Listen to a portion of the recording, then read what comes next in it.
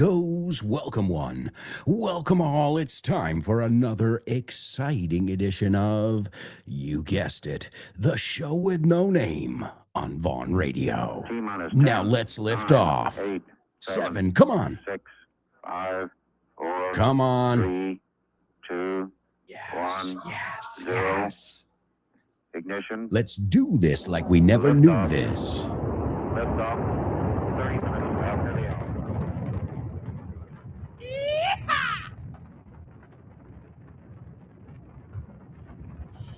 Get ready. Hold on to your hats. Strap on your seatbelt. Fasten your seatbelts. Hold on to your hats. Get ready for the ride of your life. The show with no name time on Vaughn Radio. It's a show with no name. Get up. It's the show. Let's go.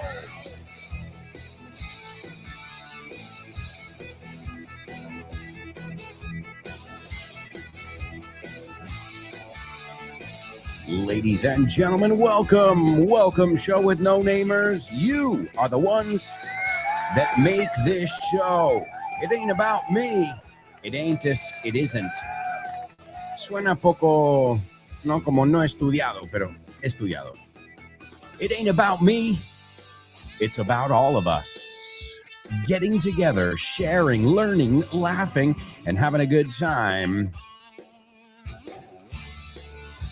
We like to think here at Vaughn Radio that we don't just teach you English, but we help you get through the day with a little bit of extra oomph. Oomph. Energía. Palabrón, eh? O-O-M-P-H. So, welcome. Welcome. Wherever you may be tuning in from, it's an absolute pleasure to have you with us. Our amigos in Spain, in Latin America, in other parts of Europe, even in Dubai. I know we've got listeners. And the coolest part, in the United States. Yeah, in my own country. Well, sure. A lot of people living in the United States need to learn English. Believe me. It's not just a Europe thing. And as I always say, if you know some English and some Spanish, you got the world at your fingertips. I know it from experience. When I travel, I have no problem communicating with people, even when I go to France. Pardon, monsieur? Bonjour. Parlez-vous anglais ou espagnol?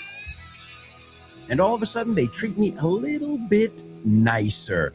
All right, well, amigos, welcome. It's great to be here with you to celebrate life and have a great time. As I always say, I look forward to this 2-hour period hanging out with all my awesome students because, well, you guys make my day. Seriously. And you know what? I'm too old to make, to make this stuff up, to say, well, you make my day and not mean it. In fact, the older I get, the more sincere, the more blunt I am. Ayer vimos el cumpleaños de Emily Blunt. I don't know if she's related to James Blunt, but if that were the case, well, that's beautiful. Okay. All right, I'll stop with the corny jokes, but only because we've got tons of stuff to cover. So let's rock and roll with our first challenge of the day, the Say What soundbite. Say what? Yes. Say what?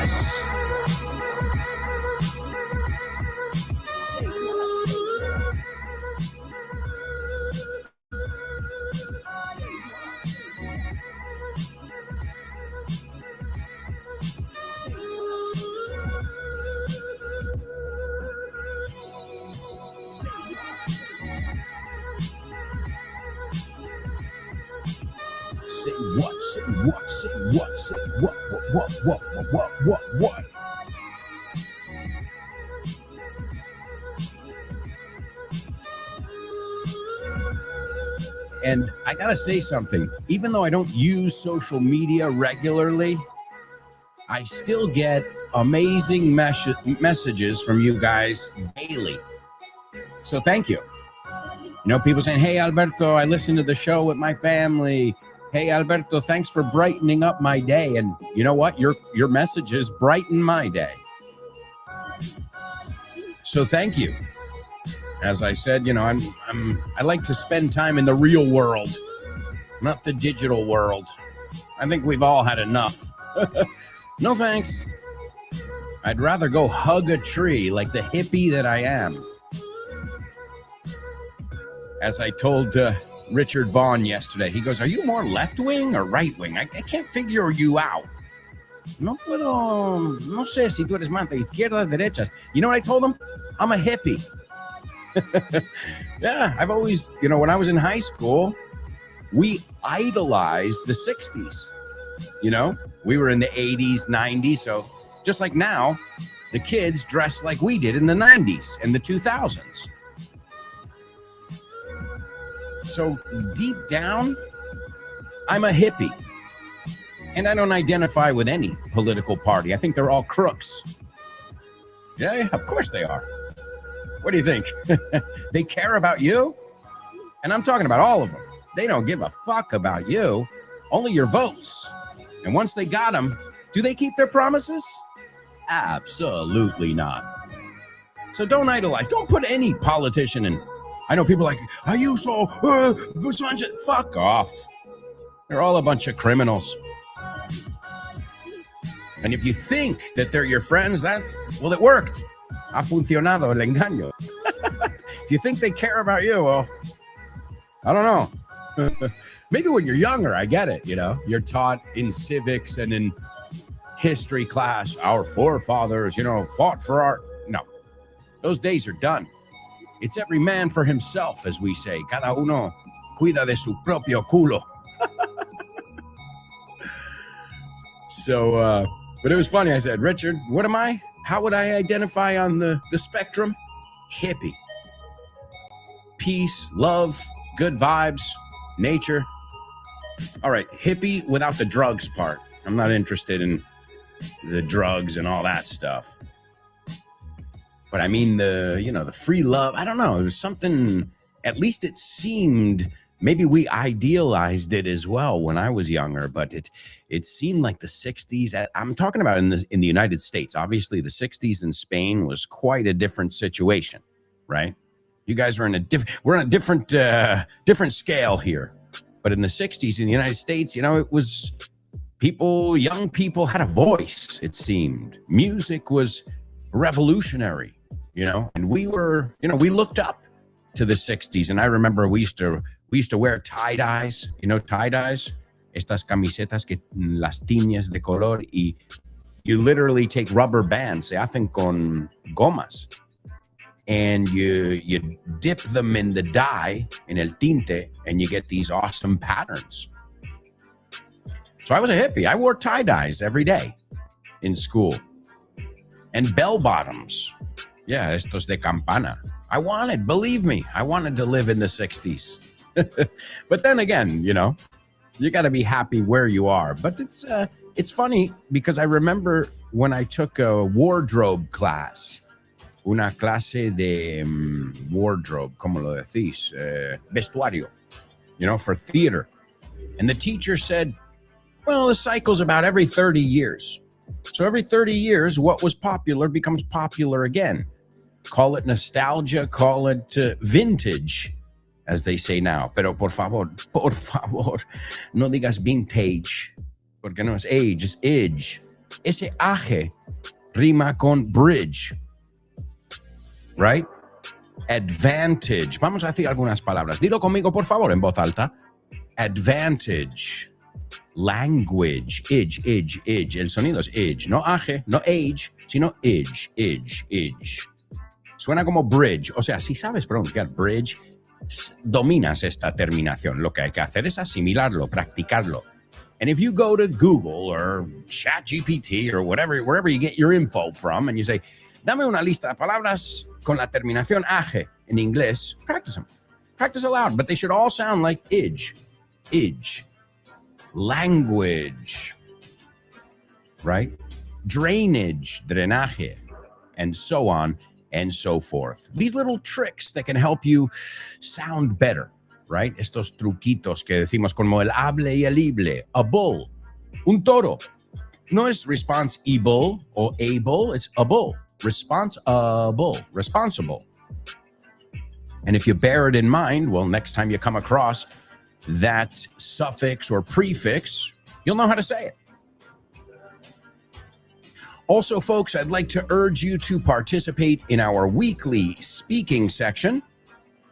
As you know, you can express yourself in English here on the show every Thursday on the question of the week. And this week's question of the week is, how do you try to inspire people? ¿Cómo pretendes o cómo intentas inspirar a la gente? And remember, pretender in English is a false friend, right? Are you pretending? Eso no es estás intentando. Es estás fingiendo.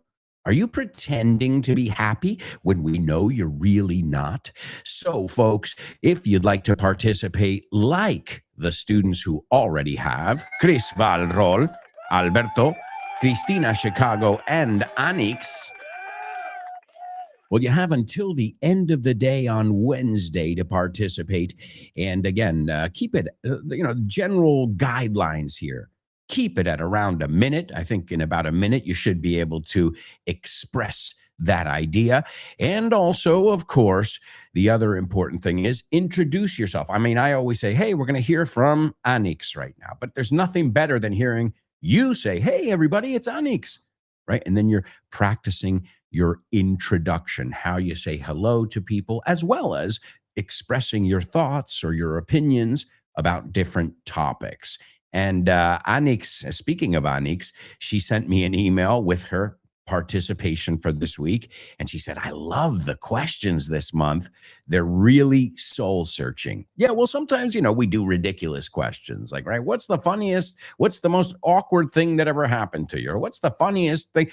These kind of things. But this month, for some reason, and I didn't do this on purpose, I won't take any credit for it, but I guess I'm doing my own soul searching. So I decided to take a look at questions that made you really, really think, como decimos, soul searching, que te hace buscar en tu alma, en la profundidad. And I always say that, with my students, when you start teaching a student, especially private clases particulares. Okay, you start talking about, okay, this and what's the weather, what's your favorite football team, what's your favorite food, all of this kind of stuff. But then you can only stay on the surface so long. Sooner or later, you have to go deeper. We have a need as humans para profundizar, to go deeper, right? Whether you're speaking English or whether you're speaking in your own language, right? Nobody wants to stay on the surface. We want to go deeper. We want to get to know people better. We want to, expose ourselves more to the people we trust. And in the end, as I always tell my students, I'm not just your teacher, I'm your therapist too. Terapia. Oh, yeah. I have students who say, Alberto, when I started this class today with you, I was down in the dumps, de bajón, I wasn't having a good day, and now I feel energized. I'm like, awesome. So not only am I teaching you English, but hopefully cheering you up a little bit along the way. But it's true, though. You can only talk about, the weather and small talk, como lo hacemos, for so long until you're like, yeah, let's talk for real. What are your real hopes and dreams and fears and things, especially when you've been with the same student for years, like in many of my cases.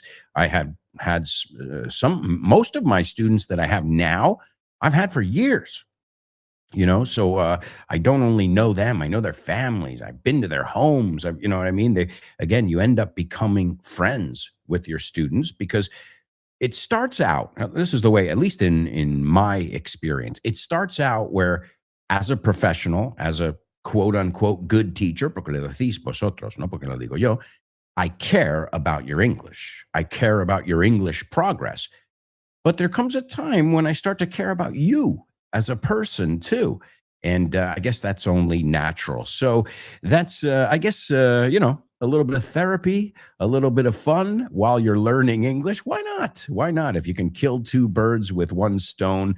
And as I always say, English, learning a language, learning anything is a good addiction, a good vice, right? In a world full of, screens and cigarettes and, hyper processed foods and all of that. Well, it's good to know that there are some addictions, and I use that word, jokingly, some addictions, some vices that are actually good for you. So that's good. Let's stick to those that we don't get cancer from, like smoking or drinking, where you can have cirrhosis of the liver or anything like that. Because, well, if you have healthy habits, everyone can tell. Se nota, right? You can tell. Normally when I meet somebody, I'm like, "Ooh, this guy's in bad shape," right? And you can tell too when you see two people who are the same age. As I was saying with Richard yesterday. He's the same age as somebody else. I won't say the other person's name. And I said, wow, you and that person are the same age? I'm like, you seem like you're 20 years younger because of his vitality, because of his energy. And why? Richard has never really abused substances or anything. If anything, he's a workaholic instead of an alcoholic or somebody who has bad sleeping habits or things like that. And you can tell, se nota. Richard was born in 1951. He's no spring chicken, no es un pipiolo, as you say, but he keeps well. And the secret to that? Healthy habits, I imagine. Also, I guess genetics has something to do with it too. If you come from a family that's got a lot of medical problems, well, sadly, a lot of them can be genetic as well. But everything we can do to have these healthy habits, well, it's great.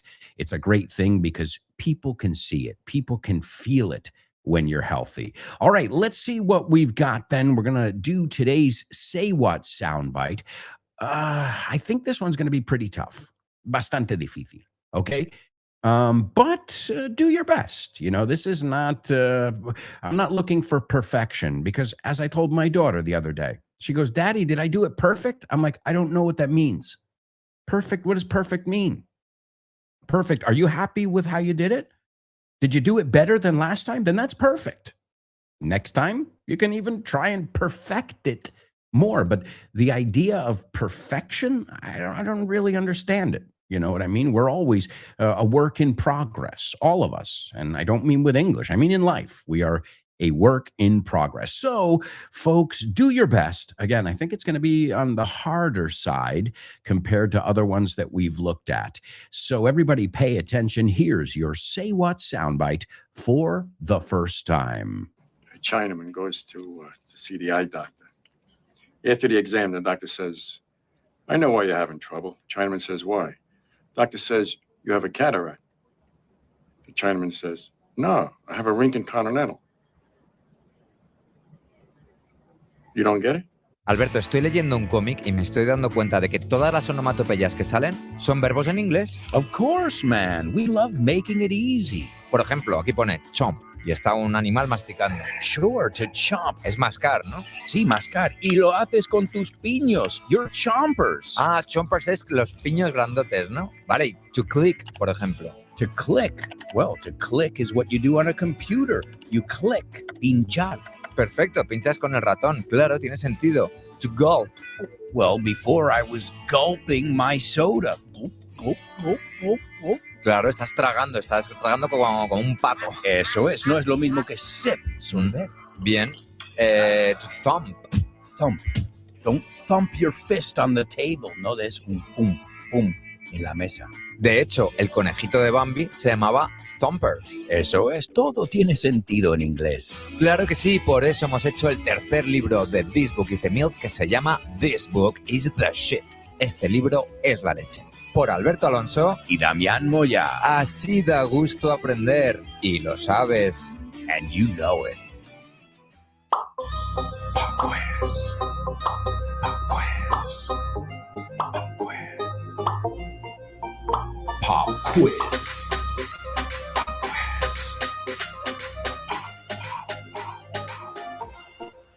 Pop quiz.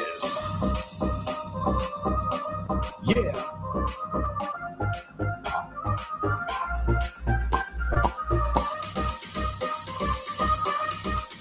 Let's go. Pop quiz. Pop quiz. Pop quiz. Pop quiz. Pop quiz. That's right, folks. This is your pop quiz, the show with no name. And as you folks know, this is where we take a look at, materials from the Von Tienda. Today, we are going to take a look at a book by my buddy, a great friend of mine, Kyle Miller. Remember to follow Kyle on file Kyle. Yeah, limarle. Follow Kyle on social media. And this way you can keep up with what he's doing now post drive time, because I know he's got a couple aces up his sleeve. But today we're going to listen to a little excerpt from Kyle's awesome book, Business English. I call it the Business Bible. If you do business, which I think we all do, we're all selling ourselves every day, this book is indispensable. As always, listen carefully because I will have a couple questions for you afterwards.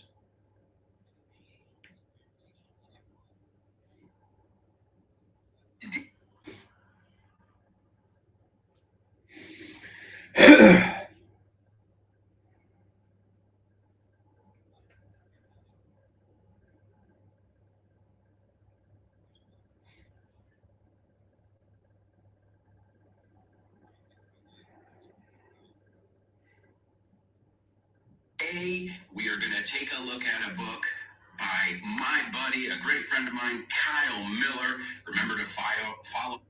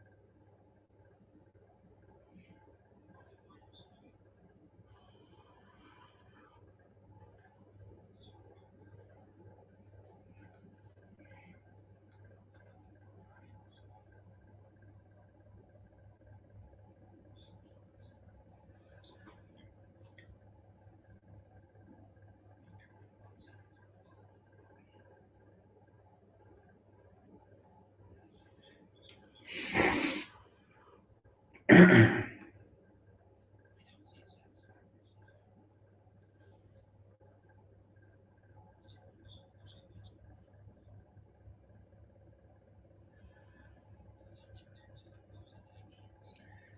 right, folks, we have to hit a quick commercial break. I can't believe it. We've already flown through part one of today's show. We've got tons to cover when we come back, so stick around.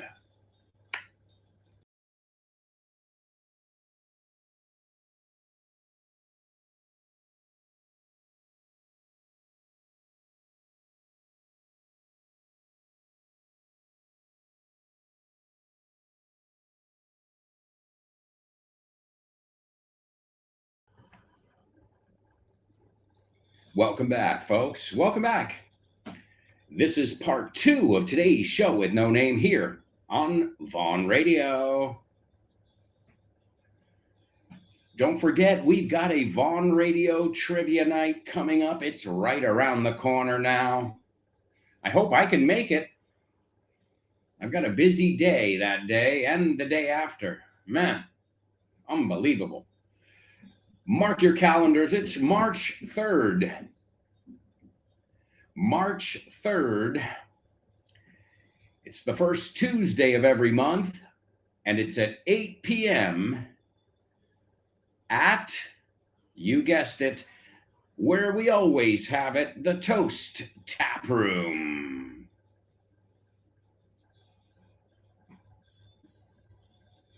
The Toast Tap Room.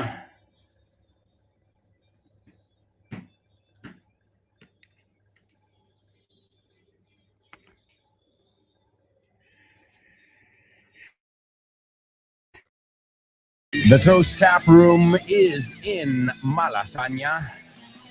It's an awesome place, especially if you are an avid beer fan. I love beer. I don't drink it often, but I love it. Maybe that's why. I'm like, woo, love that stuff. Well, I don't drink soft drinks. Refresco, no thanks. No thanks. I'll pass. But a beer, whew, man. All right, well, folks, my mouth is watering now talking about beer. It's incredible how sometimes just saying the word activates a response. It triggers. ¿Os acordáis de esa palabra? Lo vimos en un Double Trouble hace poco. To trigger, provocar.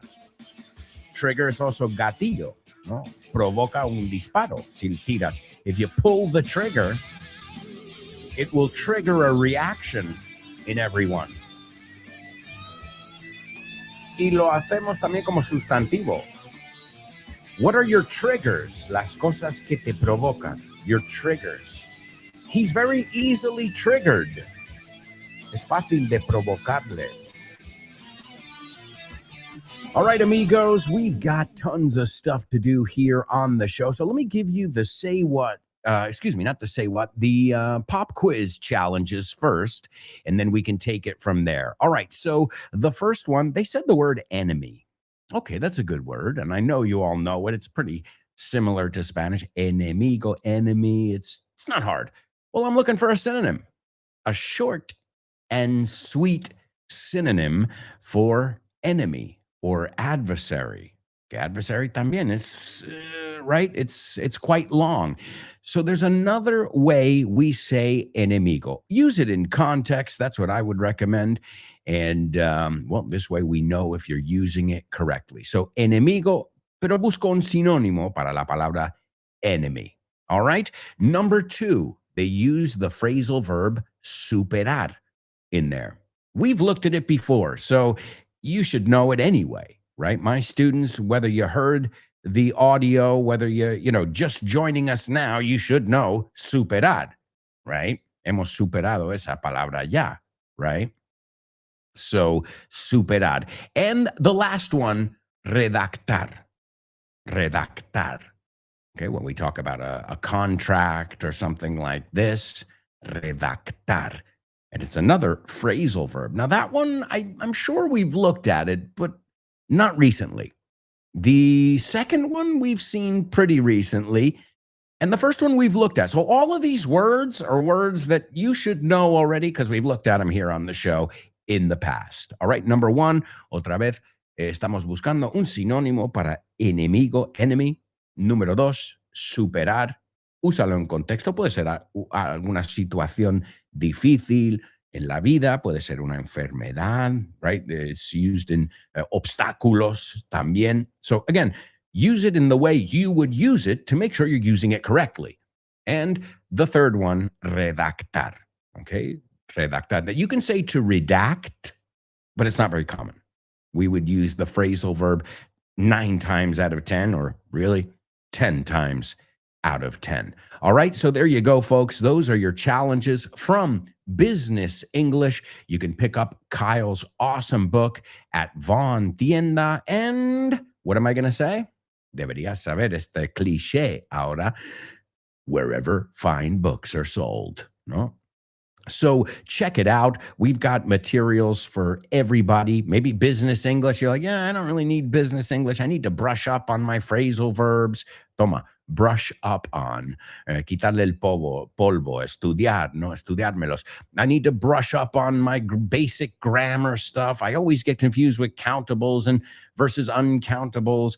Whatever it may be, if you go to vontienda.com, you'll find a material that'll work for you. Plus, we've got courses. We've got Disney Von English. That's on the weekend with the kiddos.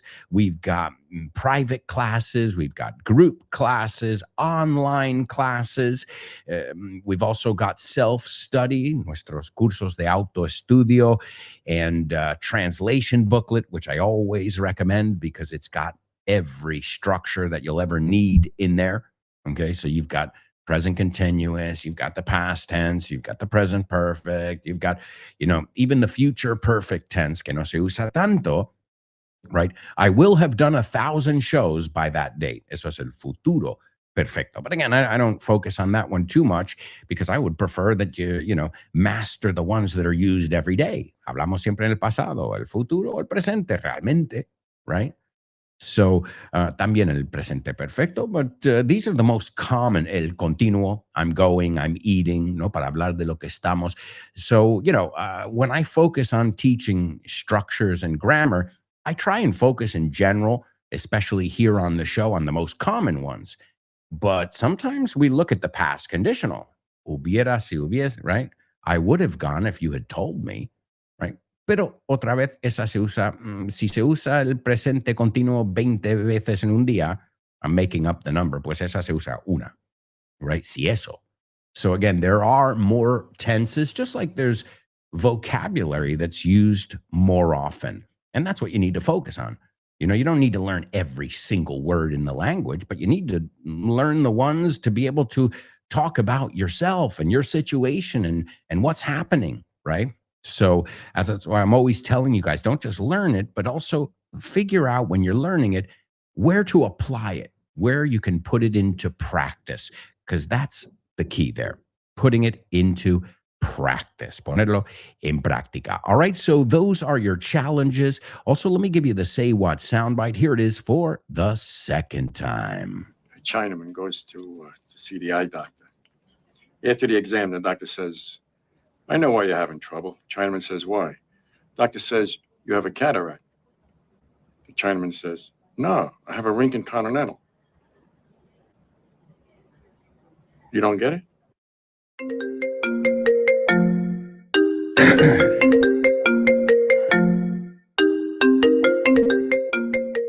Hey, Damian, what's crack-a-lackin', buddy?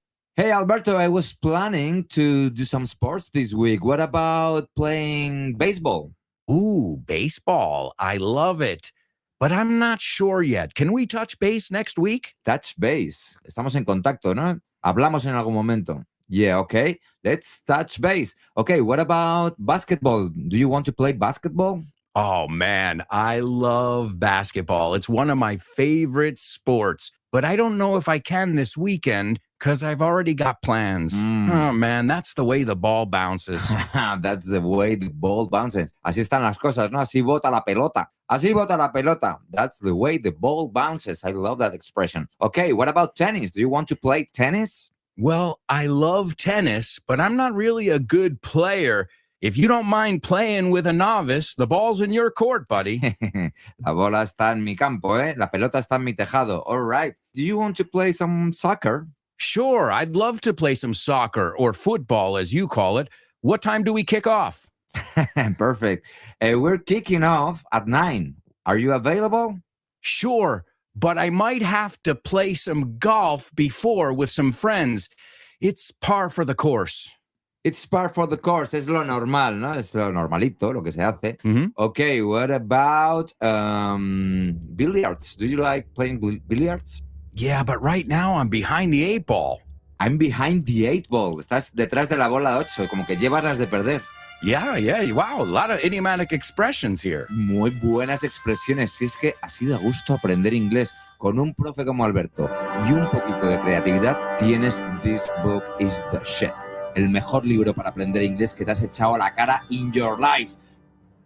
Píllatelo, vas a disfrutar mogollón de dibujos para que lo aprendas todo fácil, con conexiones lógicas y divertidas. Es la manera más sencilla y más divertida de aprender inglés. No te la pierdas. Damián, you're such a good sport. Te enrollas. You can pick up your copy of This Book is the Shit at Vaughantienda.com. It's the Shit. That's right, folks. This book is the shit. You can pick it up wherever fine books are sold. Remember, I've got 5. In fact, sometimes I lose track. That's why I have to go in order to see which ones I've done. That's a lot of books. I think about it sometimes. I'm like, when did I find time to write 5 books? Well, I have somehow found that time. Now, 3 or 4 of those books are before I was a dad. So I guess it does make sense. I had a little more free time back then, although I didn't realize it. All right, well, folks, welcome to our pop quiz. We're going to start taking a look at your answers in just a moment. Also want to remind you guys to follow us on social media. If you're not following, you can follow Vaughn. Just search for Grupo Vaughn on whatever platform you use. So some of you are Facebookers, some of you are Instagrammers, some of you like X. Wherever you are, we'll be there teaching you English, giving you information too about upcoming events such as our trivia night, open houses we have very often. No, you call them puertas abiertas. We don't call them open doors. We call them open house, right? It's very common when people are selling houses. De hecho, de ahí viene. So let's say a real estate agent, un agente inmobiliario, is selling a house. Well, they'll say, okay, Saturday morning from 9 a.m. to 12 noon, open house. And that means people can come by and visit, take a look around, right? So it literally comes from that. Open house, pero se aplica también al negocio. So obviously Vaughn is an office. It's not a house, but the same word applies. So if you want to find out more about that, also find out where we've got special deals going on and all that jazz, well, all you got to do is follow us on social media. Also, if you subscribe to the newsletter, which I do, I subscribe with my personal email address. Well, just to know what's going on. You know, I like to be in the loop. We always have new initiatives, new centers opening, special deals. And also, I like to share that stuff with you. I mean, obviously, I'm not going to sign up for a course. No es que me voy a apuntar yo a un curso de Vaughan. But I can tell you guys about it and say, hey, oye, aprovecha esta semana 50%, you know. And I like to give you guys that information just in case, because I know some of our listeners don't use social media. I have it. I don't use it. Right now, I don't. Yeah. Again, as many of you know, I've opted for my mental health over social media. He optado la salud mental sobre las redes sociales. And thankfully, I feel much better than when I was spending hours and hours a day on social media. And I realized, I'm like, wait a second, I'm turning into a zombie here. My brain feels numb, entumecido, you know?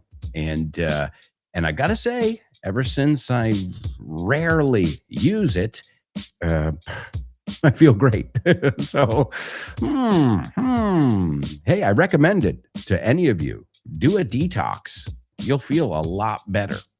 And especially now that it seems like the weather is improving, right? We had, I know here in Madrid, we've had a rough 2 months as far as rain and wind and cold.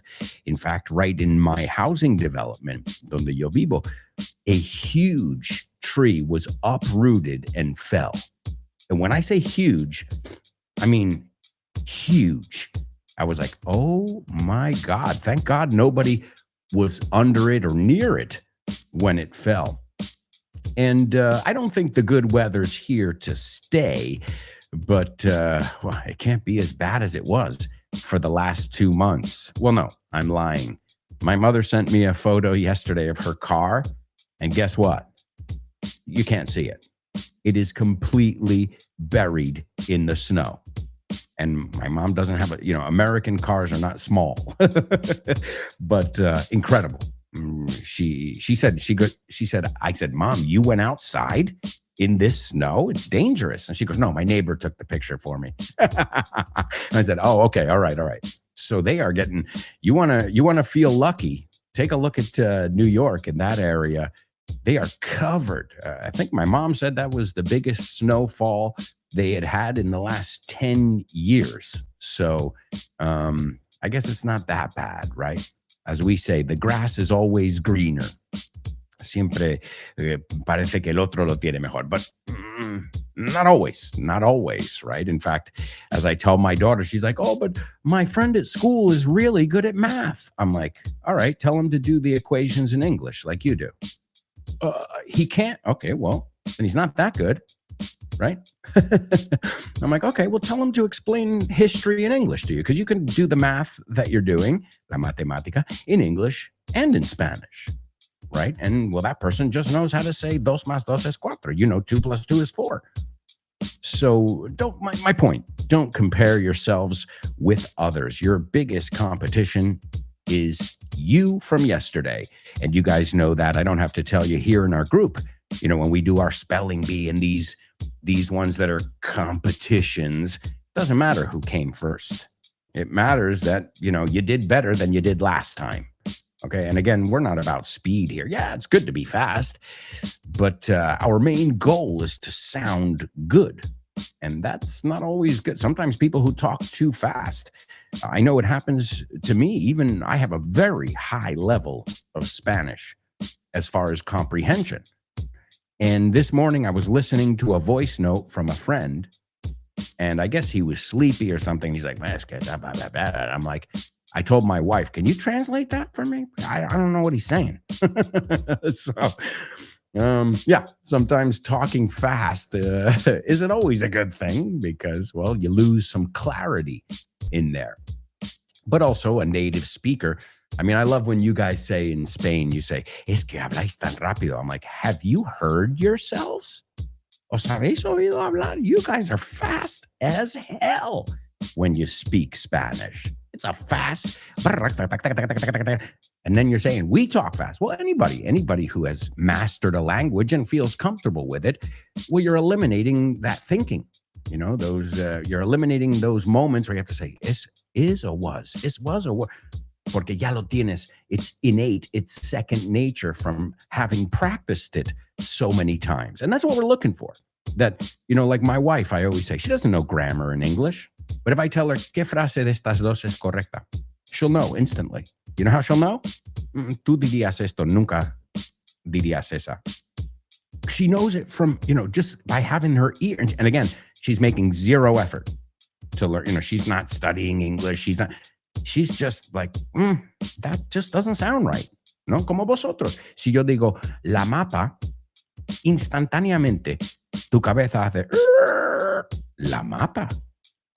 El tribu. What? ¿Qué? El tribu. Right? Te resalta algo en la cabeza que te... No. algo falla ahí. Something's not right in that equation. So that's what we're looking for. We're looking for your ear to be so trained that you can tell if it's right or wrong without thinking about the grammar. Without saying, bueno, esto es incontable, entonces tiene que ser is. no puede ser are, pero ¿qué si solo dices, es que sé que ese es porque no me suena correcto el are ahí? Right? That's what we're looking for. And then also that you can duplicate those sounds and make those sounds whenever you want. And again, that comes from practicing. That's why I always tell you to practice things aloud, en voz alta. All right, let's go on over here to our chat room, see who's with us, ready to rock and have some fun. There's Born to Iron Man. What's up, buddy? Born to Iron Man checking in. He says, hiya, folks. Let's get the ball rolling by taking part in the best show under the sun. There's a totally native for you to get the ball rolling. You say the same thing. Pero bueno, una cosa es decir lo mismo y otra cosa es saber expresarlo en inglés. Let's get the ball rolling by taking part in the best show under the sun. Otra que decís, bajo el sol. Pero claro, what if you said below the sun? Pues ya no es frase hecha, como under the sun. So, aunque tengamos expresiones parecidas, no hay que saberlo en inglés, porque a veces no es la misma preposición o no, hay un cambio. I always put, for example, idiomatic expressions into 3 categories. This is through my experience. This isn't other teachers. Maybe they do, but this is an Alberto thing here. I have 3 categories for idiomatic expressions. I have ones that are exactly the same. So,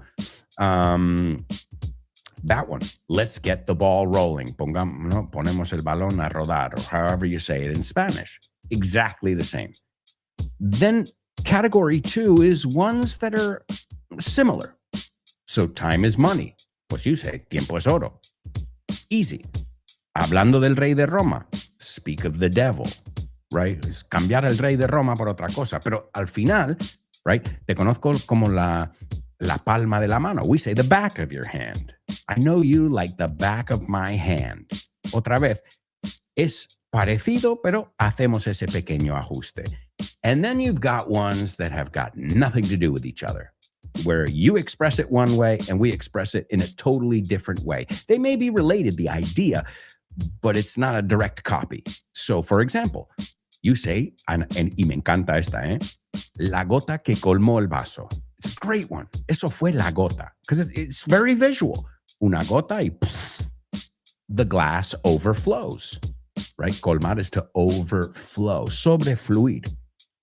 But how do we say that? Let's see if you guys know it. We say that was the straw that broke the camel's back. Now, the idea is the same, but it's a totally different way of expressing it. So the straw, well, then you have to imagine, close your eyes if you have to. Sometimes it helps when you're using your imagination. Close your eyes, imagine a camel, un camello en el desierto, and he's carrying hay, right? Paja, heno. But man, you put one more piece of hay on there and that camel can't walk anymore. It's too much. Ya está sobrecargado. So same idea. Ahora, I'm going to give you a shortcut porque eso es larguísimo. That was the straw that broke the camel's back. Vamos, puedo estar ahí media hora explicándotelo. You can also say, that was the last straw. The last straw, we say. ¿No? Entonces es bueno saber el otro, pero siempre saber que puedes recortarlo. Right? Another one, you say, Dios los cría y ellos se juntan. We say, birds of a feather flock together. Pero, ojo, no hay que decir la segunda parte. Birds of a feather, nos queda clarísimo la expresión que quieres usar.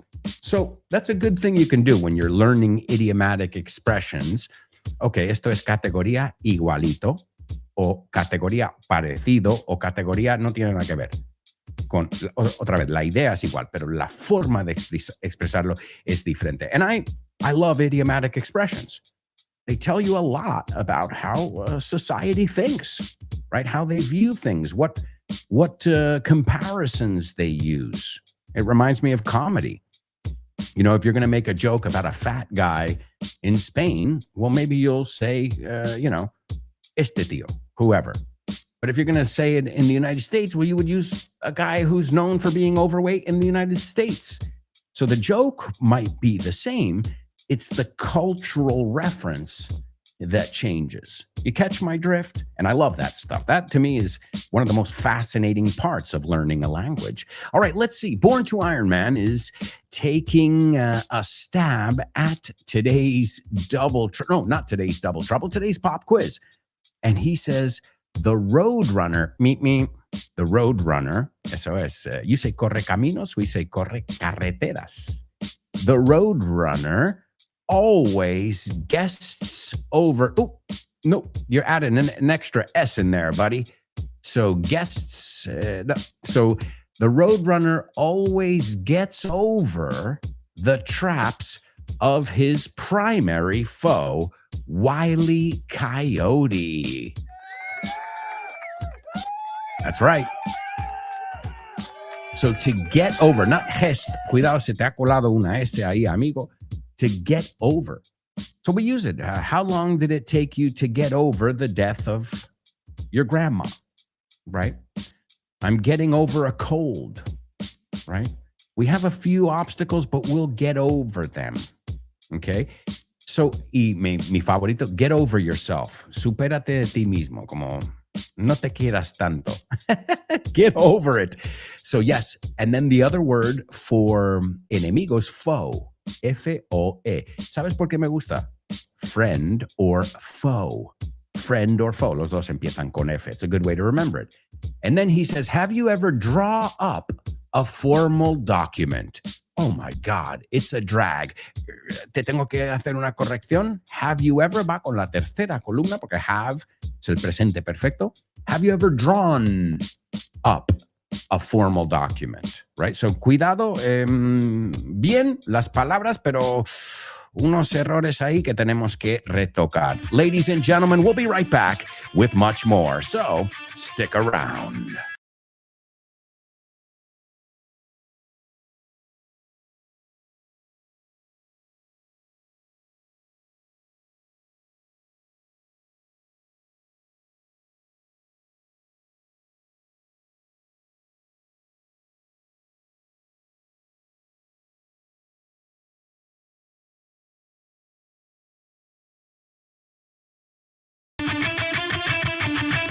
Welcome back, folks. Welcome back. So yeah, the good thing about draw, for example, draw up. No, redactar is to draw up. Pues se conjuga igual que draw. O sea, si sabes conjugar empatar barra dibujar, pues sabes usar este verbo, right? That's the good thing about phrasal verbs. Cuando sabes get, pues te sabes 50,000 otras palabras porque muchas palabras llevan get. Get over, get on, get under, get up, get down, right? Pero solo hay que saber conjugarlo una vez. So it's not like you have to learn another conjugation. That's one of the great things about having many, many words that have several meanings. You don't have to learn grammar twice. Every day I draw pictures. Yesterday I drew a picture, and lately I've drawn pictures. También es to draw blood, sacar sangre, derramar sangre. You know it from Bon Jovi. Call me Young Guns. He's like, I never drew blood, but I drew first blood. I'm a devil's son. Call me Young Guns. Also, to draw your weapon. Remember, they used to have duelos. They say, draw your weapons. No es dibuja tus. Imagínate. Bueno, seguro que en algún dibujo animado se ha hecho. Draw your weapons. Ok. Hay un chiste ahí, ¿no? Sacar, pero también dibujar. And get. Vamos a conjugar get, porque hombre, ese verbo hay que saber. Every day I get angry. Menos mal que no es verdad. Yesterday I got angry. And lately, I've gotten. Bueno, a no ser que eres un inglés. Entonces dicen got. O sea, no me digas. Yeah, one of the most used verbs, get, we don't agree on that last column. They say get, got. We say get, got, gotten. Which one's right? Obviously, Americans, right? Of course, gotten. Ahora, puedes decir gotten, pero como sabéis, muchos americanos nos comemos esa T, el gotten, mountain. Pero siempre te vale gotten, mountain, right? Ahora, si sabes hacer ese glottal stop, pues suenas más nativo, but it's not necessary. And I know it because of Damian. You know, when we were writing the books, he's like, I can't make that sound. And Damian has a good ear. Damian speaks French. I've heard him speak French, and he doesn't sound like a guy trying to speak French. He does the voice, you put the mouth in the correct position, right? It's a very different. You're playing a role when you're speaking a language. You know, I always tell my students, you know how to imitate a Guidi? And they say, claro que sí, hombre. Perdona, ¿cuánto es esto? ¿Dónde está la biblioteca? I'm like, well, do that with your mouth when you're speaking English. Pretend you're a giddy. Get in the role, get into it. And that makes it fun too, right? Because if you think of it that way, you're like, wow, estoy como cambiando un poco mi forma de expresarlo. No, es imitación. It is imitation, but you're also, you're getting into the role. And even in your own language, if you're going out to a bar with your friends to have some drinks, you're going to get into the role. And that role is the relaxed, calm, easygoing you.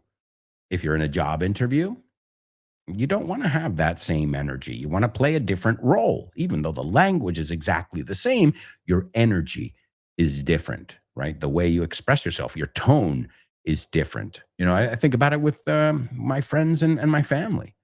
I wouldn't talk to my grandma and grandpa the same way I talk to my friends. It's just a different facet of your personality, right?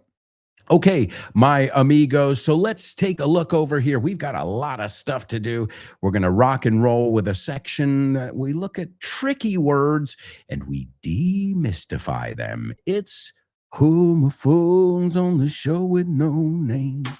Homophones on the show with no name. It's homophones time, cause homophones rhyme. They sound the same on the show with no name. The show with no name. Homophones on the show with no name. Cause homophones time, cause homophones rhyme. They sound the same on the show with no name. The show with no name. The show with no name. The show with no name. That's right, amigos. It is time for homophones here on the show with no name. All right, as always, here we take a look at words, and I want you to A, tell me the words, and then B, tell me if they sound exactly the same or not. All right, the first word, you can hear it in the background. Hola. Yeah, hola sin H. Okay, pero también saludar, decir hola, sí que es esa palabra también. That's the funny part. A mí siempre me ha parecido graciosa. So, hola y decir hola, right? But also a flag, right? When a flag is moving, it hace olas, right? So, the word, a ver, ondear, me suena algo así. Maybe not. Voy a buscarlo. Hola, oleada, onda. Where's the verbo here? Wave. Hola, oleada. Saludar con la mano. Decir adiós. No. ¿Dónde está? Like a flag here. A ver. Agitarse. Ondear. Yeah, hey, I was right. Ondear. Me sonaba de algo. Flamear. O ondear. Una bandera. Right? Think about it. No parece olas en el mar cuando se mueve una bandera con el viento. Same idea. Okay?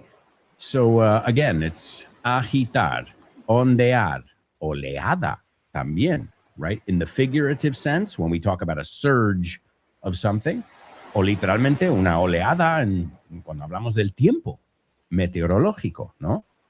Okay? And it's also saludar con la mano a alguien. Okay, and you can say hello, goodbye, right? Pues no solo tiene que decir para decir hola, como dije antes. También es saluda con la mano, adiós. O decir, oye, look. También se usa ahí. Okay, that is your first word. I know you all know that word, or you should know it. And the second word is no aplicar o dispensar cuando hablamos de la ley. So, el sospechoso dispensó su derecho de tener un abogado presente durante el interrogatorio policial. It's also prescindir de, no exigir o renunciar. Okay? So it's to say, renuncio mis derechos a tal porque, bueno, me vais a dar dinero por otra, So this is, it's a legal word. It's actually used a lot in the legal sense. A veces también, bueno, renunciamos o prescindimos de la cuota de matrícula. You'll see that sometimes. So we're going to the fee. The fee is los honorarios o el coste, the fee of something. Okay. So that second word, again, it's more of like a legal word that you'll find. And well, the first word I think you'll definitely know. The second one I think is a little bit harder, but we'll see. We'll see what you guys come up with. So the first word again is hola and ondear and saludar con la mano, right? We already same idea behind it. And the second one is no aplicar, okay? Si es un derecho o dispensar. Si es un requisito, un pago, una cuota, es prescindir o no exigir o renunciar. Eso. All right, those are your two words, and we'll take a look at the answers in just a moment. I'm going to give you the Say What soundbite here for the third time. Hopefully somebody will be able to get it, even though it's tough today. A Chinaman goes to see the eye doctor. After the exam, the doctor says, I know why you're having trouble. Chinaman says, why? Doctor says, you have a cataract. The Chinaman says, no, I have a Lincoln Continental. You don't get it? First things first, how you machines doing? You good? Yeah, we're good. Good. Let's take a picture. Quick question. ¿Cómo se dice emocionar en inglés? To emotionate. No. Think of Michael Jackson. Una pista de audio. It's close to midnight. Something evil's lurking in the dark. Es thriller. That's right. So emocionar is to Thrill. eso es. And this book is the shit will thrill you. It's thrilling. Sí, señor. This book is the shit. El inglés que no sabías que sabías. 1000 nuevas palabras para tu colección. De la mano de Alberto Alonso Y Damián Moya. así da gusto aprender. Now we're talking. That's right, folks. Now we're talking. Ahora sí. All right, let's see what we've got over here. We've got a lot of people participating. Let's see. K Roller Girl says, we are all great pretenders. That's right. Well, think about it. I mean, you're not pretending so much. I mean, I know I always try and be me, but as I was always taught, it's different facets of you. There's easygoing Alberto with his friends. There's serious Alberto when he's in a meeting or something like that, but they're all still me.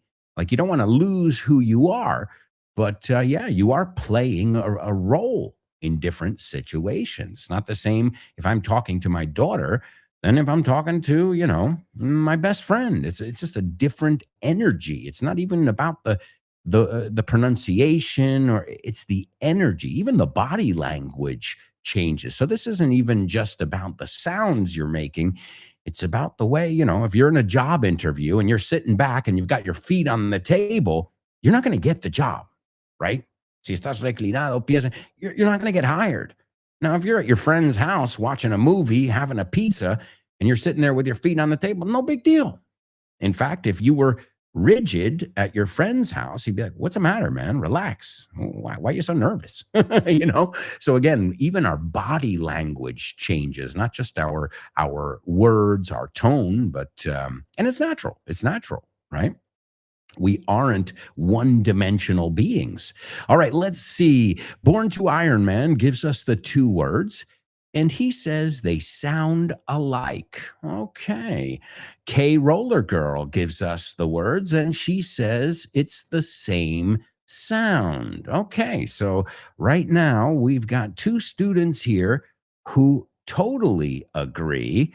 And well, let's see. Let's say, I'm going to say, vas a ceder tus derechos para saludar con la mano. I know it's a silly, silly sentence, but this way we can hear them in the same sentence, okay? He is going to waive his rights to wave. He's going to waive his rights to wave. Absolutely. Great job, Born to Iron Man and K Roller Girl. Now, the difference in the words wave is wave, no? W-A-V-E. And the one that is el término legal, pues añadimos una I ahí por medio, pero no afecta al sonido. It's still wave. Ahora, es un verbo regular, como o sea, en este caso, ambos verbos son regulares. He waved at me yesterday. Me saludó ayer con la mano, o me hizo gesto con la mano. He waved at. Fijaos en la preposición, to wave at, pero cuando lo pongo en pasado, uno la de con el at. He waved at me. Did he wave at you? Did he? Yo no digo did he. Did he? Did he wave at you? Yeah, he waved at me. He waved at me. I don't know if he was trying to tell me something, but he told me that he wasn't going to waive his rights. Or when I joined the gym, they had a special going on where they waived the registration fee.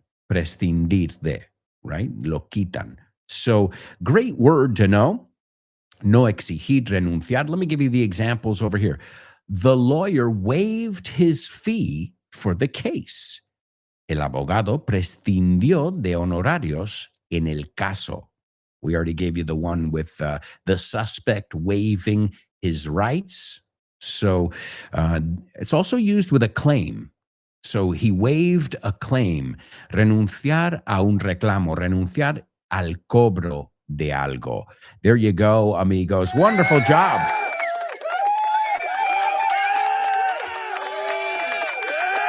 All right, we need to move on. It's time for Wacky World Records. Wacky World Records.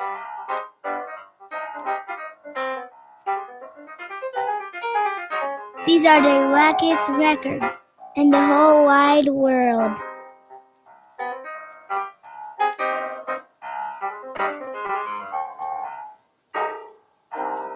That's right, folks. Wacky World Records. Oh, wow. It sounds like Onyx is leaving us a message, right? That's what we always hear. Onyx, who participates in our question of the week all the time. Well, think about it. But hers are real. These are just sound effects. Because Onyx works at botanical gardens, right? So when she leaves us a message, not only do we hear her sweet voice, but we also get the beautiful birds and nature sounds in the background. All right, well, today we're taking a look at some birds here. No beard, bird. Bird, bird, bird. Bird is the word. All right, vamos a ver. Vamos a quitar esto en medio ya. Yo digo la palabra, tú lo pronuncias. Pájaro. Vamos, lo acabo de decir. Bird. Muy bien, bird. Barba. Beard. Beard. Oso. Bear. Cerveza. Beer. Yeah, I know. Well, those are confusing words. I know it. I know it very well.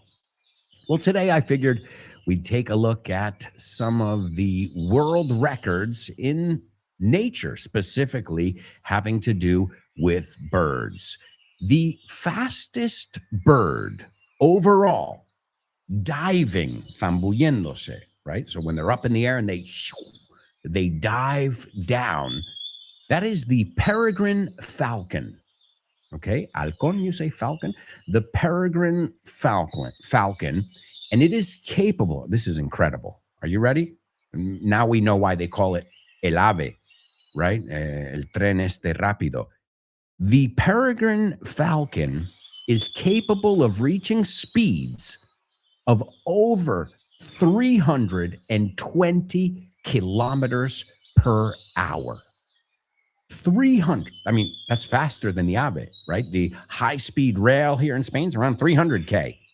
Well, this is 320. It's capable of reaching 320 kilometers per hour when it is diving. Okay? That is insane. Now, the fastest ever recorded speed of a dive from a peregrine falcon, are you ready for this? 389 kilometers. But the average is more around 320, for the highest speed. But they did clock one, cronometrar, going at 389 kilometers per hour.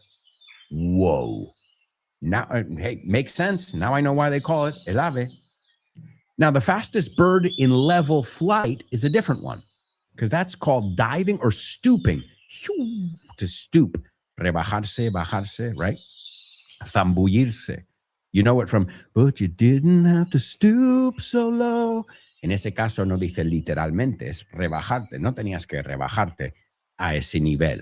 So the fastest bird in level flight is called a white-throated needletail.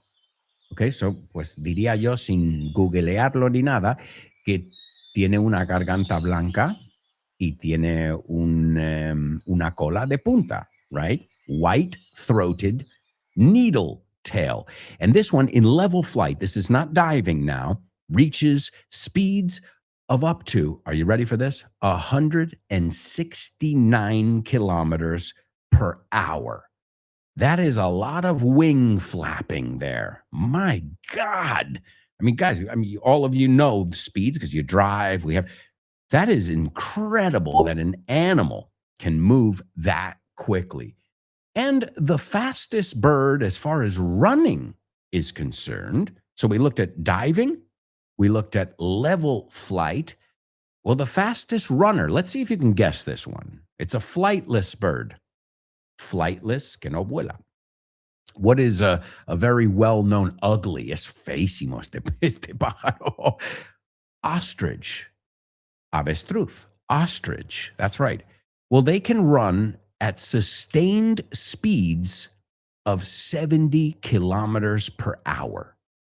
Okay, that's sustained, keeping at that speed. That is incredible. Well, I don't know too much about birds, but I figured today we could take a look at this awesome animal.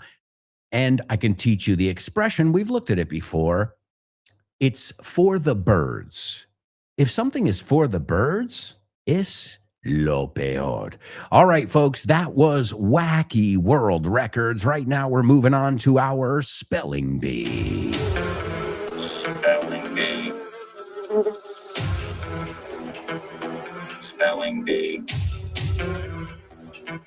Spelling Bee. Spelling Bee.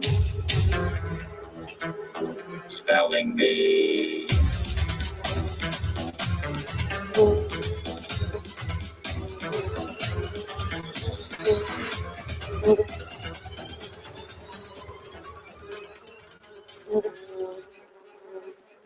That's right, amigos. That's right. It is our Spelling Bee here on the show with no name. As always, we're going to look at a specific topic, as we always do, and we'll see how you guys do. This is round one. Now, round one, I go as fast as the peregrine falcon. Okay? Just to give you a comparative there. Here we go. The first word is Giant space Tortoise. The second one is Marine space Iguana. The third one is BLUE dash FOOTED space BOOBY. The next one, SEA space LION. The fifth one, PENGUIN. And the sixth one is DARWIN apostrophe S space FINCHES. There you go. So I guess we're sticking with the nature thing? Yeah. Nos aferramos a lo de la naturaleza? Yeah, ya que estamos. Right? Since we're talking about birds, why not? Or maybe they're linked in some way. All right. Let's see. I'll give you another 20 seconds or so. I know it's not much time. I apologize. But as you know, we're always pressed for time here, trying to get everything done. And I don't like to cut sections. Sometimes, if you notice, I have to cut the joke section. And I don't like to do that unless it's absolutely necessary. But also, I like to be in the moment. So if I'm explaining something to you, I want to make sure you get it. And I want to explain it correctly and thoroughly. Concienzudamente. All right. Going once. Going twice. Hang on. We've got Born to Iron Man taking a stab at it. Let's see. Born to Iron Man, the first one is correct. The second one is also correct. The third one's correct. Fourth, fifth, and sixth. Wow. Impressive.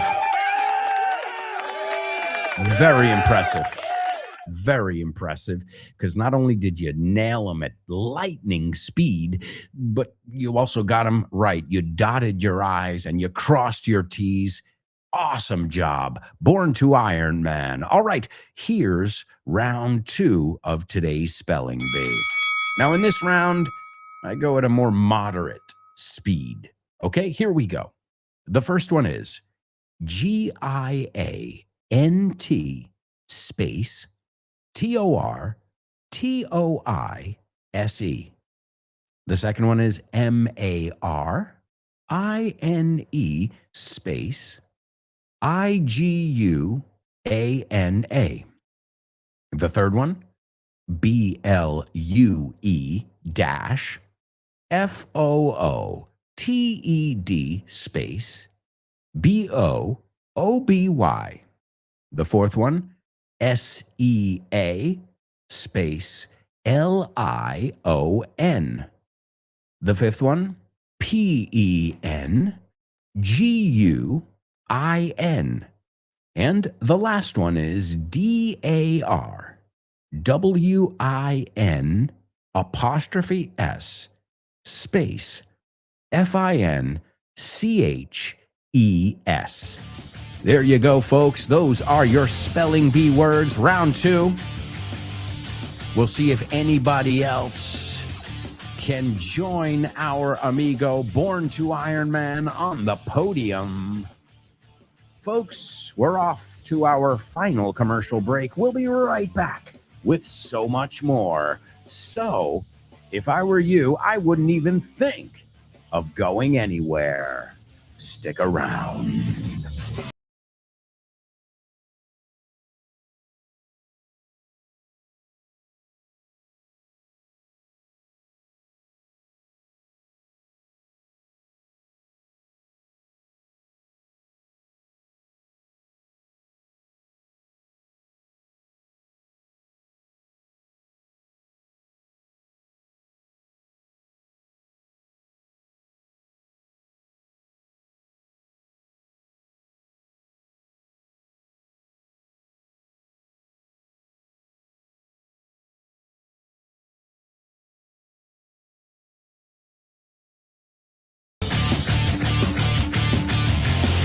Welcome back, folks. Welcome back to the fourth and final part of today's show with no name on Vaughn Radio.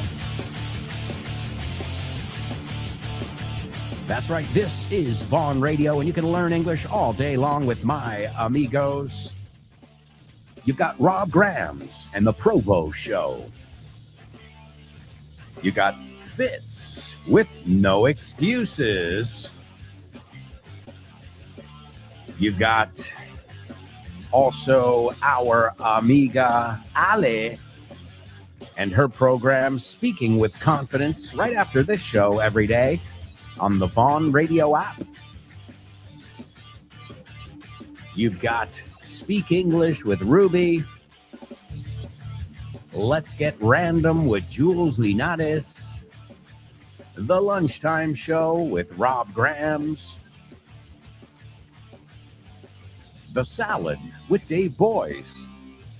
It's a zany show. You know this word? Zany. Z-A-N-Y. Loco, chiflado.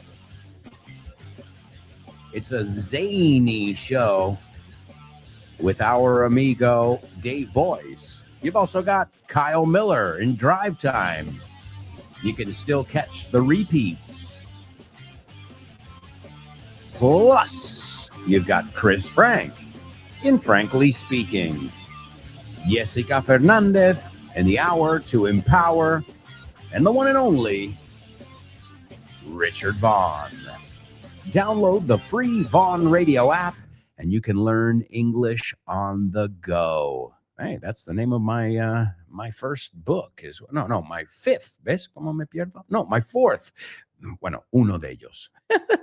All right, folks, we've got so much to do, so let's get the ball rolling here in the fourth part as our amigo Born to Iron Man used that awesome expression. It's time for our double. Sing it. Double trouble. Double trouble, baby. Yeah, you know what time it is. Give it up. Double. Double trouble. I said double. Double trouble. Double. Double trouble. I said double. Double trouble. That's right, amigos. Welcome to your Double Trouble section. This is a part of the show, of course, where we take a look at a word and, well, hopefully we'll be able to find another meaning of that word. And today, it's a double trouble, so don't worry. I think it's going to be easy, but I could be wrong. We shall see. Veremos. All right. Creo que le van a echar. Okay. Despedir, echar. Creo que le van a echar. Si el río suena, agua lleva. I like that expression. And I'll give you a clue. Está en la categoría de no se parece en nada. O sea, ideas igual, pero no se parece en nada a la española. Okay. Si no me equivoco, a lo mejor hay una forma española de decir esto usando esta idea. But we express the same idea in a different way. Okay? So, creo que le van a echar / despedir. Si el río suena, agua lleva. All right? So that is your double trouble. Yeah, the expression, ¿no? Vamos a decir que topas con esta expresión en un libro, un artículo que estás leyendo. Pues a lo mejor dices, no me la sé. Okay. Basically, it means there's always some reason behind every rumor, right? If something looks a certain way, it's probably because it is that way, right? It means it's about paying attention to signs, señales. Okay, reading the writing on the wall. Otra forma de decirlo, ¿no? Las cosas que están por venir, los que están escrito. So, that is your double trouble. As always, you have to use the same word twice. All right, we'll take a look at that in just a moment. I'm going to give you the Say What soundbite again. Again, it's a tough one, but do the best you can. Here we go.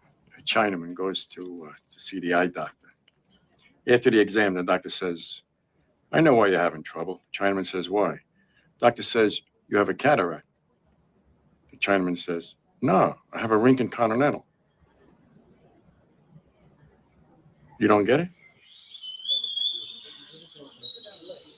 Listen carefully. Can you hear that? No. Listen closer. I'm not talking about the birds chirping.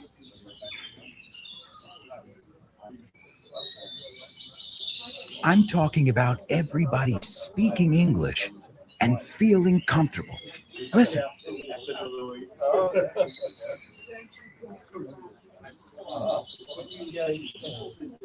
This is what it's like at Vaughn Town, a peaceful place where you can really learn English and lose your inhibitions. There's a reason it's one of our star programs. Vaughn Town. Lose your fear of speaking English. If you want more information about this immersive experience, go to grupovaughn.com or give us a call, 911-385831. Lose your fear of speaking English and express yourself with clarity at Vaughn Town. That's right, folks. Vaughn Town, unbelievable initiative. You want to be immersed in English without leaving the peninsula in a beautiful setting? Well, that is Vaughn Town. And the good thing about Vaughn Town, we have people who come from all over the world. Australians, Scottish people, Americans from every part of the United States, England, I mean, everywhere, Irish people. So the good thing is you don't have to, go to Ireland to learn the Irish accent. You don't have to go to, you can get them all at the same place. And that's worth its weight in gold. In 1 week, hearing all the different accents that you're going to hear under the sun, right? It really, I was with Richard Vaughn yesterday, and I told him, I was like, one of the reasons I knew I wanted to work for this company when I was coming in for my interview was when I read the article about Vaughn Town. I'm like, it's genius. It really is. I mean, a brilliant idea. And really, and he asked me, he goes, have you ever been to Vaughn Town? I'm like, no, but I'd love to go. It sounds like a blast. And obviously I wouldn't be going to practice my English. I would be going there to, possibly be one of the Anglos, as they call them. Right. But yeah, I just would need time to do that. And I don't necessarily have much of that. But guys, if you've ever thought about, going abroad, al extranjero, to learn English, you don't have to. Really. In fact, it's much more concentrated than going abroad, much cheaper than going abroad. And you're out there. You're in the jungle, so to speak. All right, let's see. We've got Chris Valrol checking in. What's up, movie queen? How's it going? She says, morning show with no namers. What's up, Chris? Great to have you on board. She also has taken a stab at today's double trouble. Let's see if she got it. I have a hunch that she nailed it. What do you guys think? You bet on Chris? Of course you do. All right, she says, I think he's going to be fired. Where there's smoke, there's fire. Absolutely.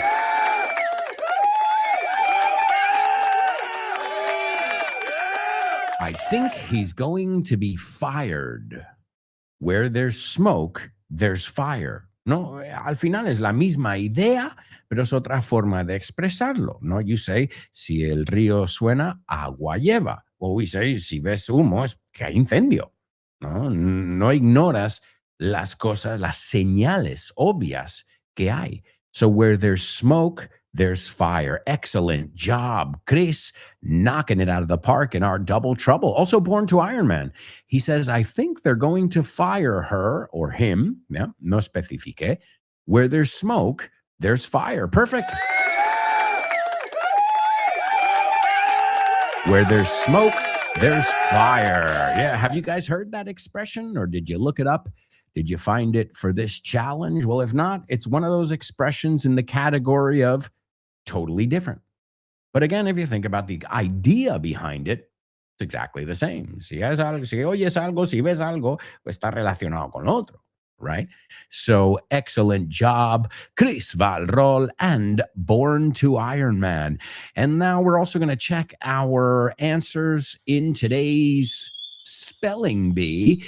And if you notice, these were all animals, but specifically, they're animals that you can find on the Galapagos Islands.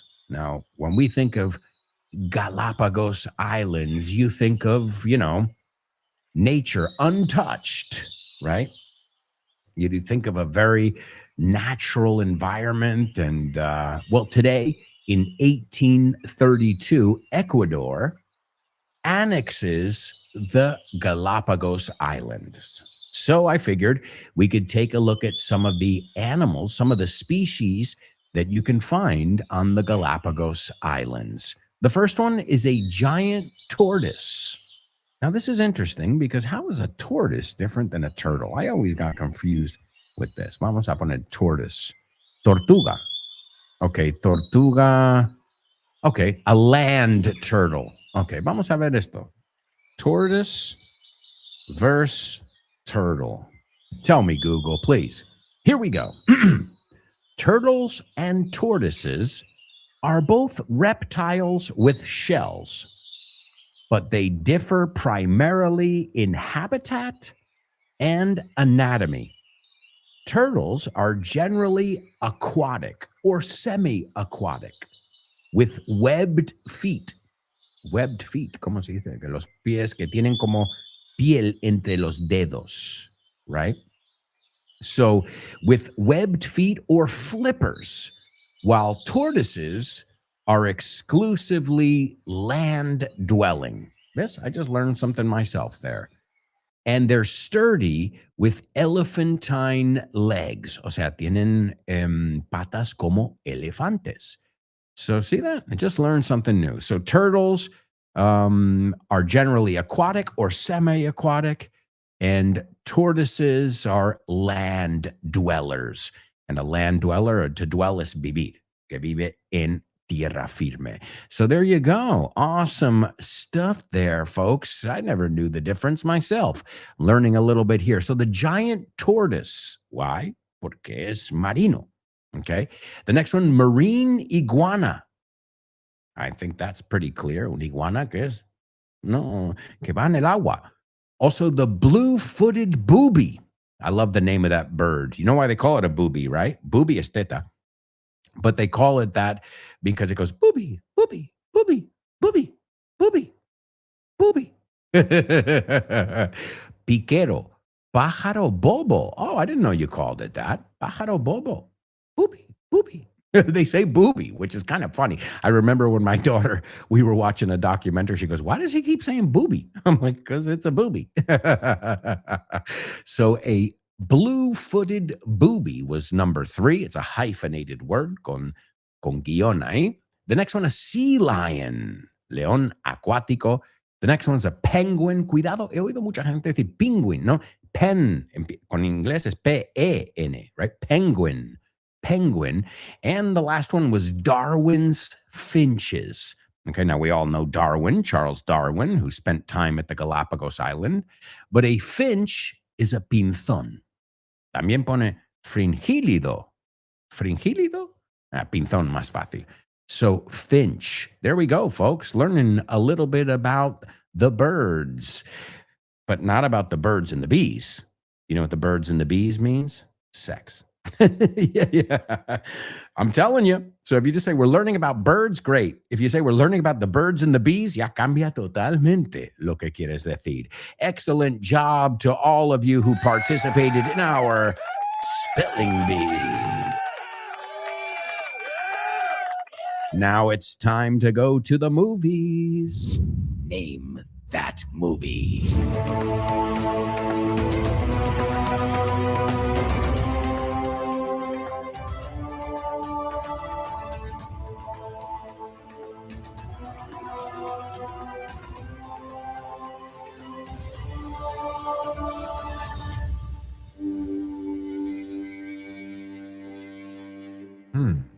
Okay. Oh. A 17-year-old aristocrat falls in love with a kind but poor artist aboard the luxurious, ill-fated RMS, y no puedo decir el resto porque te digo el título de la película, pero RMS es lo que ves delante de ocean liners, ¿ok? Son naves del mar, acuáticos, and RMS, let's see, I don't even know what it means. I think it means a Royal Majesty. No. Root means square? No. Boats. Okay, thanks for nothing, Google. I got to spoon feed Google. Royal, mira, no lo sabía yo. Royal Mail Ship. Entonces muchas veces verás delante un barco RMS tal. Okay. Pero no te puedo decir el nombre del barco porque, I'll give it away totally. But don't worry, Chris Valrol is on it. It's Titanic. That's right. You say Titanic. We say Titanic. You say Titan. We say Titan, right? He is a Titan. El choque de los titanes. The clash of the Titans. So I know you know the name of the movie. Just make sure if you say it in English, it's not Titanic, it's Titanic. So a 17-year-old aristocrat, we all know, Kate Winslet, her character, falls in love with a kind, majo, but poor artist aboard the luxurious, ill-fated is que le espera what is the word? Fate, destino malo, right? Ill-fated RMS Titanic. Excellent job, Grace. Let's take a look at the scene here. Jack, this is a great scene.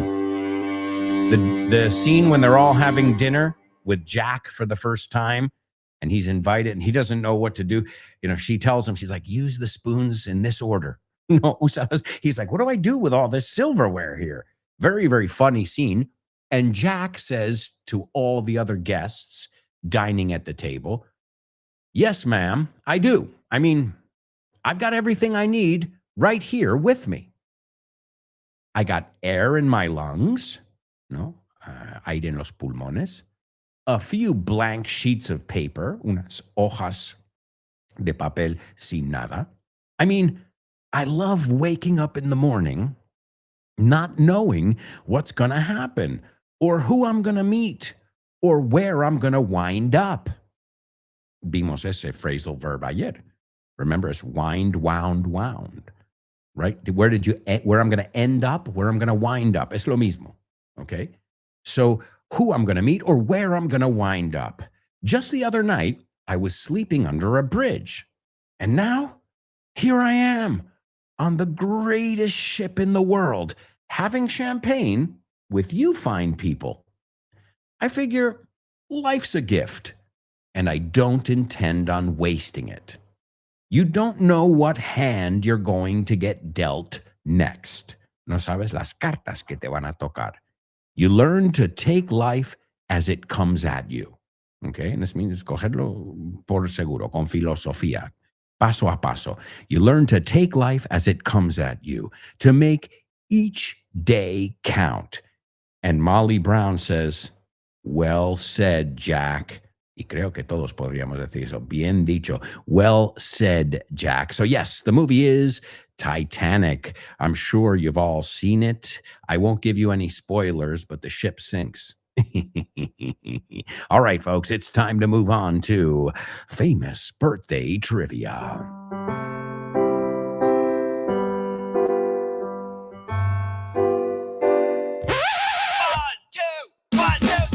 Birthdays for you. Birthdays for me. Birthdays for everyone on the show with no name. Birthdays for him. Birthdays for her. Birthdays for everyone on the show with no name. All right, let's get right into it. It's famous birthday trivia. Number one in our famous birthday trivia. This guy was born in 1966. He was in the movie Titanic. Oh, wow. That was close. Well, I didn't say his name, and it's not Leonardo DiCaprio. Let's put it this way. He's the bad guy. Well, there are a lot of bad guys. He's his love interest's boyfriend.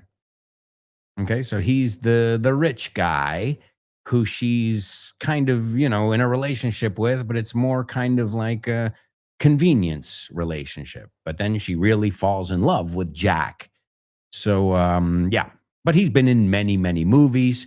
In fact, he was in Back to the Future. I didn't know that. He was also in the movie Memphis Belle. He was in Demon Knight, also in the Sniper film series, and so many other things. But I know the first time I really was enjoying this guy's performance was in Titanic. You know why? Because I hated him. And I was like, well, that means he's doing a good job. If he makes you hate him, then that means he really played that disgusting character really well. And number 2, this guy's bad to the bone, bad, and he's bad to the bone. But he's also got other songs called I Drink Alone. Oh, no, that's not good. I Drink Alone. Move It On Over. Also, Who Do You Love? And many other songs. He's got like this kind of rock boogie blues kind of sound.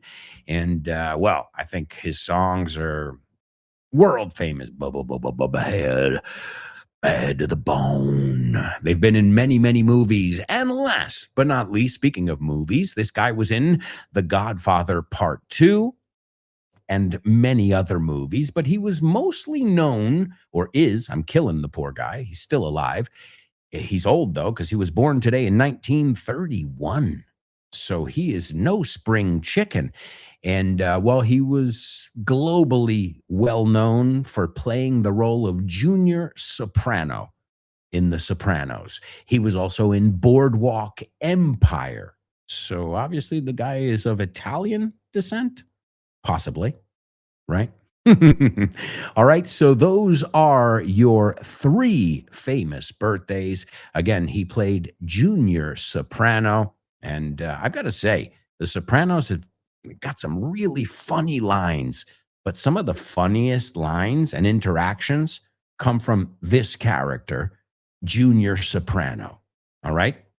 Let's see. We've got Chris Valrol. Nice job. She says, I haven't seen Titanic.